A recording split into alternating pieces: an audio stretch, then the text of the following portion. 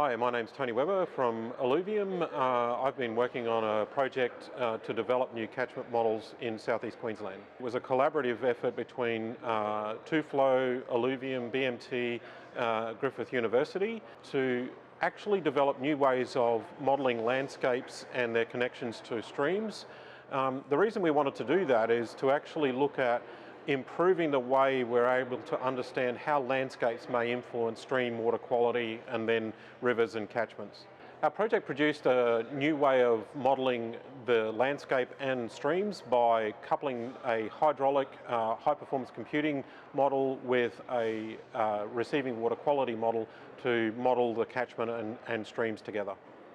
I'm most proud of the collaborative effort between ourselves, the Two-Flow team and BMT, and also working with Griffith University, but also our linkage back to Healthy Land and Water and the Queensland Water Modelling Network.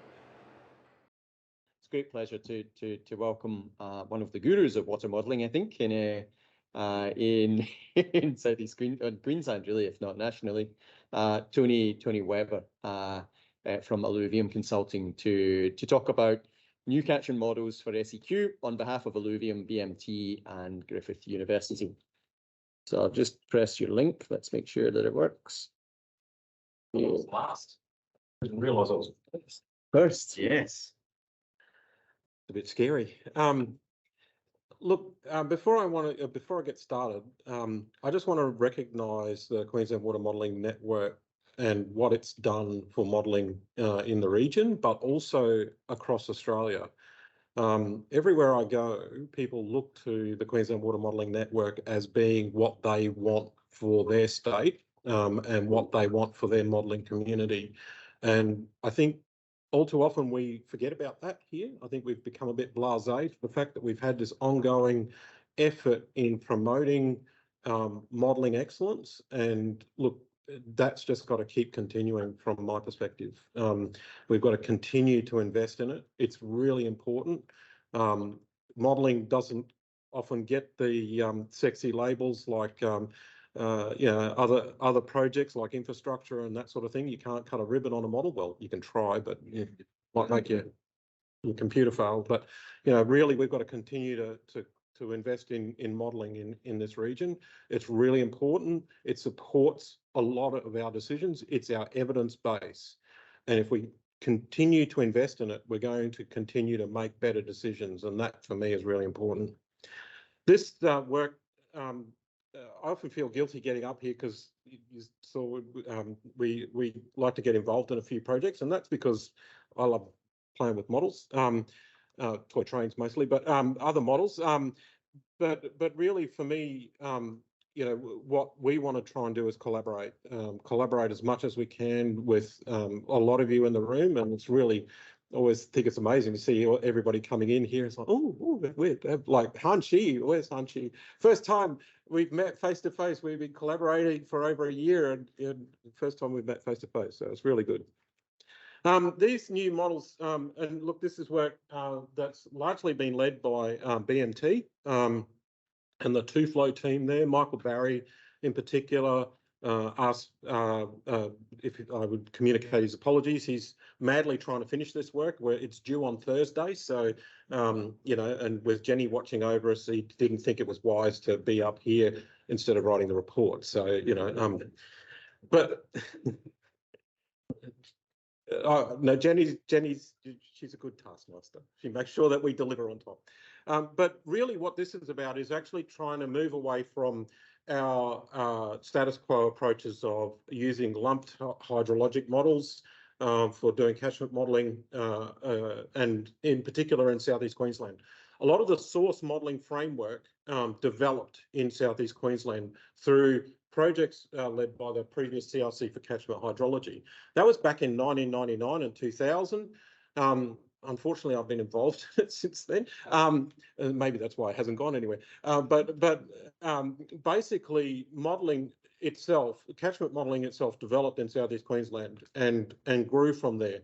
And you can see that legacy in the fact that it's been part of the report card process for southeast Queensland over that a large part of that time. It's also formed the basis of the Paddock to Reef program that came out of the efforts that were started in southeast Queensland. And so you can see that it is a home for catchment modelling. But really what we wanted to do here was take it up a lot. There's been a lot of effort being put into models like rain on grid models and so on in the flooding space, but we really wanted to look at, could we actually apply that to landscapes where we also wanted to look at constituents. Now, there's been quite a bit of co-investment here by the Two-Flow guys and BMT. It's a proprietary platform. I recognise that and acknowledge that. But what we wanted to do was start with a base of something and see what we could add to. So basically what we've done is we've built on that existing suite of the Two-Flow HPC, the high performance computing suite that underpins a lot of the hydrology and hydraulic models, and then started to apply constituent generation and transport and delivery, but also direct connections to stream models. In southeast Queensland in particular, but in a lot of other projects that I'm sure a few of you have worked on, we do catchment modelling and we do in-stream modelling and receiving water modelling. But we've never put them together well. I basically run a catchment model and spit out some results and hand it over to the receiving water modelers who curse me and say, oh, why isn't your model doing this? How come it doesn't do these time steps? Why doesn't it do these constituents? We wanted to remove that because there's a lot of errors and a lot of problems go on at that interface. There can be mistakes made in terms of data transition and data communication. There's issues of time steps, there's issues of constituents and so on. So we wanted to try and see if we could make that seamless, and that's really what we've been doing. We've applied it in the Oxley catchment, and we're in the process of finishing that up to write a manual and also a detailed report. Just to give you an example of what this looks like, that's you can see part of the Oxley down there in the catchment, but this is really about trying to look at including the two-dimensional landscape, if you like, and one-dimensional hydraulic simulation of water. So we're actually modelling the physical process of water rather than lumping up the hydrology into a big blob, if you like. Also looking at trying to get down to the particular land use characteristics in terms of things like roughness and imperviousness and so on, getting evapotranspiration, and really importantly, getting what happens down at the bottom end of that system. And really, this is, for me, it's a bit scary because it's like flood modelling, but now I've got to do that in catchments, and that becomes a little bit harder. There's a lot more data required and so on. So in terms of that, we're looking at a rain on grid. We're no longer doing bucket models. If those are familiar with typical hydrologic models, if you think of a sponge or a series of sponges, that's basically how most of the catchment models across the world work. This is actually taking that a little bit, maybe finer scale, and maybe not so much looking at a bucket, but just saying, okay, if this rain happens on this cell, what goes off, what goes in the ground, and what constituents might be related with that. The really good thing about this is that it actually gives us the ability to start look at physical processes. And for the first time, we're actually able to start incorporating particular aspects like hydraulic controls and so on, which can be very important in terms of things like landscape storage. And basically, it's going back to first principles hydrology. So what we're looking at in terms of being able to model is all of these components. Obviously, the surface component is quite important, and that's what a lot of models do. But actually now we're putting in subsurface flow into these models as well and being able to characterise that and its influence on the stream conditions and so on.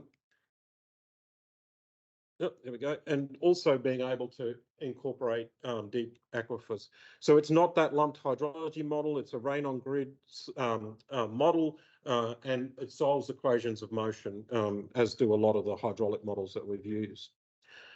So it simulates water levels, and that's really important because a lot of times that when we go and try and calibrate our hydrologic models, we're after flow data. And flow data relies on a conversion of level to a flow rate. And that flow rate is usually measured either by hand or sometimes by Doppler, and it's not consistent over the water level. It changes because of things like breakouts and so on. And that becomes difficult because there's a degree of uncertainty there. But what we're able to do with this now is actually look at water level and calibrate to water level because we've got a hydraulic model in effect operating. And so that's actually quite revolutionary in the fact that it opens up a lot more data sets for us to be able to look at, and it removes a degree of uncertainty. That doesn't mean we don't have the ability to also look at flow.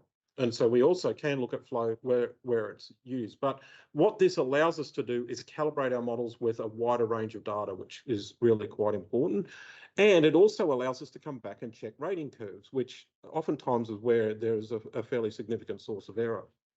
So we're able to go from what is water level up the top and convert it down to flow if we've got a rating curve, but we can actually go the other way and check and see if we've got flow and we've got level, can we actually check on the rating curve? So this is actually quite important for us in terms of being able to calibrate a model properly. If we look at the way the model's performing, this is at the top end of the system, and we're seeing some fairly small peaks because we're in mostly a forested catchment. And as we move down the system, you'll see some fairly significant changes, but I'll come back to that in a sec. The other thing is we're able to actually calibrate on tidal reaches as well, which we've never been able to do in our lumped models because obviously that tidal signal, when you're trying to calibrate a lumped hydrologic model, is a little bit challenging. But now we're actually able to incorporate both of those things. The other thing that we're able to do now is just physically represent the change in condition. And if you look at these two, what we've got here is two different flows, one from the top end, the forested one, which you can see has only a couple of events being recorded and fairly small flows. And when we get down the bottom, when we pick up a lot of the urbanised catchments, we're seeing a lot more peaky flows, sharp rises to peak and very quick recessions. And that is really quite important. This isn't just putting in a land use and changing some parameters. This is physically what is occurring, well, physically, numerically, in the model itself. And to me, that is a fairly big step change in the way we might be able to look at these landscapes. The pollutant export model, this was a real challenge. We searched all the literature and looked around and said, well, who's doing what in terms of grid-based modelling? And what we found is that there's very few people actually looking at constituent generation on a cell-by-cell basis. You'll see some models like the USLE model, we can get down to that grid scale. But when you start looking at things like nutrients, they're usually just an event concentration and a dry weather concentration. And so it's been really going back to first principles and saying, can we look at some way of configuring this platform to allow us to do several things? Can we have dissolved nutrients? Can we have particulate components? Can we allow for infiltration? Can we do a build-up wash-off model? Can we do constant discharge? And so what we've tried to do is set up a way of doing all of those things within a model. What we've got in effect is a build-up wash-off model. But what we also have configured there is a particular threshold so that if you get above a certain threshold of rainfall, you can generate pollutants. And you can keep generating those pollutants. You can say the store of those pollutants is really big. Or you can constrain that store and say, if I've got too much rain, I clean that store out and there's nothing left for the next event that might come along to represent some of the first flush stuff that we might see. So we've tried to do that. We are testing, in effect, this is our first implementation of it. And I reckon this has actually got a fair bit of potential that I'd really like to explore. We are able to, as I said, do dissolved pollutants as well as particulates, and that's really quite interesting. We are even able to get down to, and Melanie will probably criticise me here, but we'll probably get down to being able to model the physical processes of particular gullies. That's where we want to go. We're not quite there yet. Because we haven't actually got any decent gullies in the Oxley. We've got some good stream banks though. So, you know, that's where we would like to go. We'd actually like to be able to physically say, here's a gully in the system, how much water is going to that gully, how much energy is it providing, and is that going to continue to erode? The other thing that might actually allow us to do is actually see where gullies might start. And because we don't have a good ability to do that at the moment. So, like I said, I think we've got some potential here. We don't know how far this can go. This is our starting point. We've looked at trying to parameterize a lot of these. We've already got trying to speciate out some of the nutrients. That's a bit hard because there's not much data around a lot of the species of nutrients that we're interested in. A lot of times people just collect total nitrogen and total phosphorus. So getting down to that level is really quite a challenge. But again, we're coming back to first principles. The receiving water model is a fairly stock standard two-flow FV model that we've been using for a while, but now we have a direct connection. So instead of saying, I've got water coming in at the top and a couple of places downstream, all the way down the stream, we've got lateral connections to the landscape of the model as well. So we've been playing around with that and it's working very well, surprisingly well, which is a little bit scary for me when a model always works well. Just like I must have done something wrong. But it seems to be working quite well, and we're able to capture some of the influences of the different lateral connections of the system between the upstream areas where it's forested and the downstream where we've got that fairly strong urbanised connection. I'm moving fast because I was supposed to have 15 minutes, so I'm trying to get through. But really, we've used a lot of the BCC flood data and stuff like that to help us. We're still being calibrated. Well, actually, we've finished calibration now. It's actually working quite well, and we're pretty happy with where we've ended up. We're getting results like this. I'm not going to spend too much time on it, but just to show that we're actually able to model things like dissolved oxygen out of a catchment model, which we've not been able to do before properly. So that to us is a bit revolutionary. Carbon is the other one I really want to play with, if somebody will let me. Please send your money here. But really, you know, this is sort of where we want to go. We're no longer constrained by the platform anymore. I think the platform itself is opening up a lot of possibilities, and that's what's really exciting for me. We've also been looking at trying to improve visualizations, not as good as Nick and his wonderful stuff. I always just love the design that Trui does with their stuff, but we're starting to get to a point where we're trying to put things into a picture that tells the story. And, you know, I think we've still got a ways to go here, but again, this is something we're hoping to get to. That visualization is also going to be available as direct plugins for QGIS, so we can actually use that, and that's going to be free, so anybody can use it for all sorts of two-flow stuff, and it'll allow you to pull out lots of different things and stick it in and do fancy. The thing I've always been jealous about as a catchment modeler is I've never been able to do pretty movies, and now I can do movies like everybody else. Because I call them JLATs. I don't know if does anybody know that term, JLATs? It was coined back in 1998 by Leo Limburner, and it means, geez, look at that. And so you always want those when you're showing off a model because you want somebody to go, oh, look, that was me. Anyway, the final report is due in 2 days' time, and Michael Barry's going through that at the moment. We're also writing a brief user manual. We've got a model comparison with source, and concurrently Griffith Uni has also been developing a swap model of Oxley Creek as well. So we're going to actually have the ability to look at what do we get out of something which requires a fair bit more investment in time and data with a lumped conceptual model like source, and also a model that's available basically for free that you can apply, but has a lot of default parameters. So that'll give us 3 different model comparisons, but that's about it. Thank you.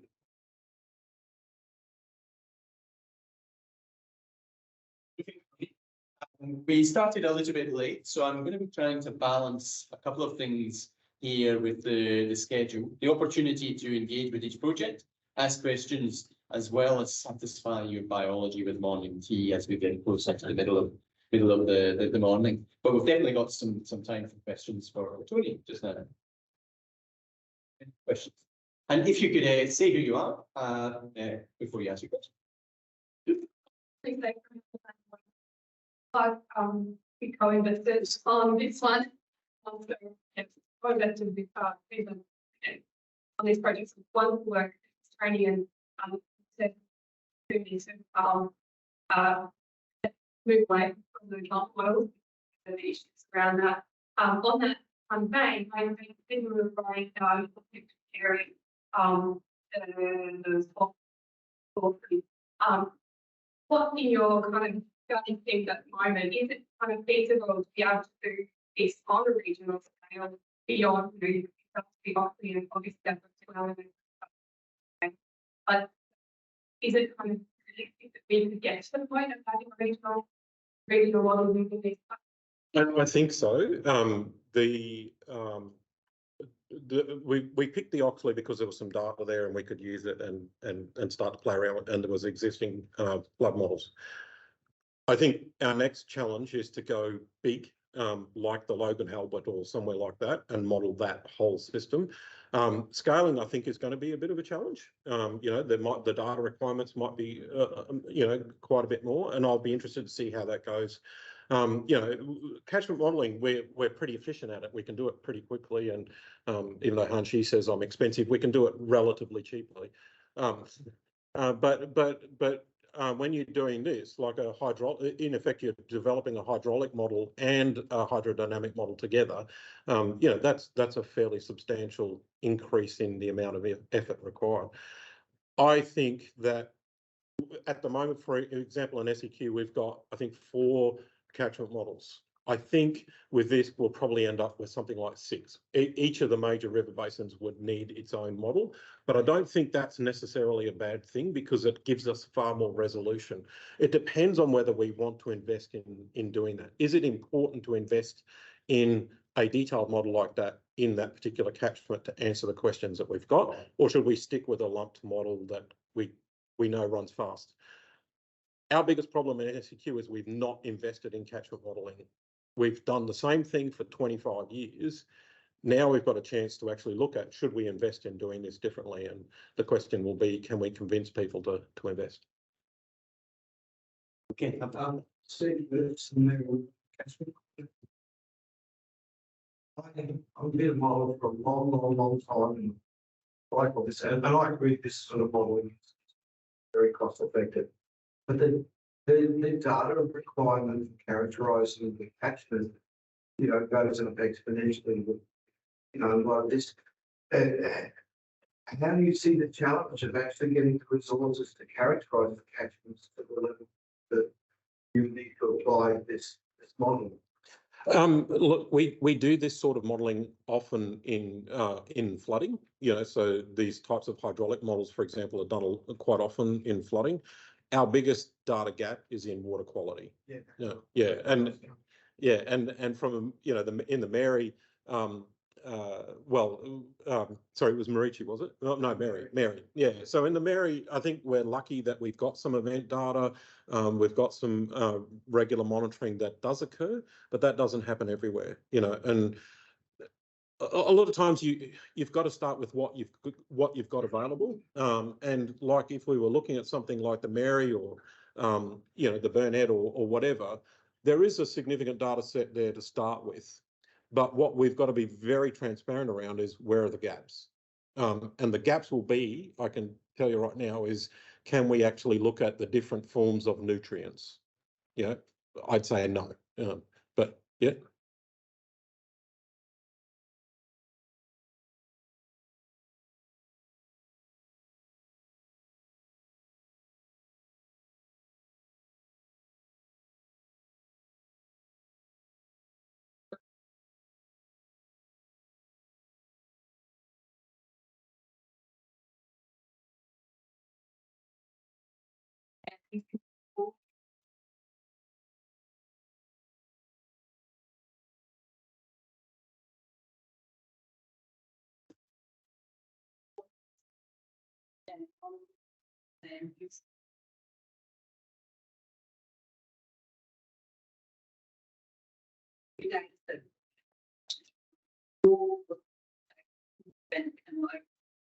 How do we find it? It's going to be a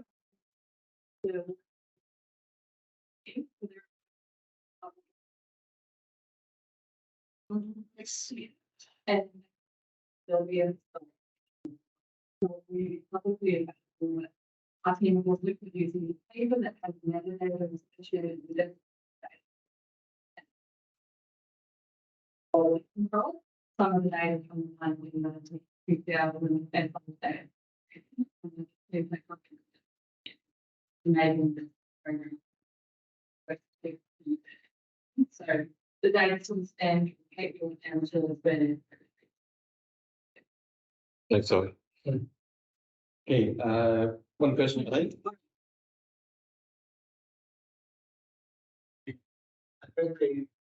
You talked about the word catchment movement. How much work have you really done with first amount of people down in the region? Because, I spend a lot of time dealing with government, and one of the issues we deal with is around indigenous water allocation. Yes. It becomes a part of a process to deal with first amount in water.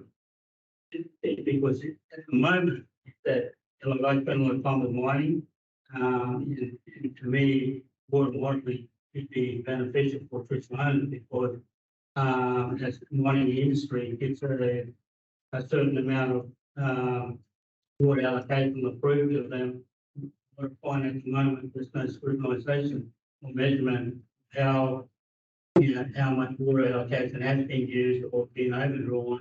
And my understanding that the environmental side of it is, you've got a breakdown for allocation for the environment, domestic, and also for traditional use. Just curious, there's lots of modelling going on, but at the end of the day, when you're dealing with First Nation people, how does that modelling in the benefit of what will have impact on use and enjoyment of water? Oh, that's a really good question. I'm working on some stuff in the Macquarie catchment in New South Wales at the moment, looking at traditional owner water values and how do we actually incorporate a European water allocation scheme that says you have this much and you have that much and you have that much to something that actually means is more meaningful for traditional owners. It could rely on hydraulic models like forms part of this that we've got here, but I think there's actually a translation issue that we need to work through. How do we actually incorporate traditional owner water culture, cultural values of water into what is in effect a European accounting scheme? And that's a big question that hasn't really been answered properly yet across Australia, I don't think.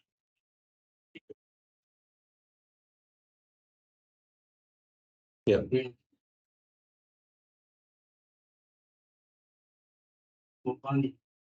And for us to maintain a country, we make sure that the quantity and the quality of water being preserved, being expanded by the mine sector.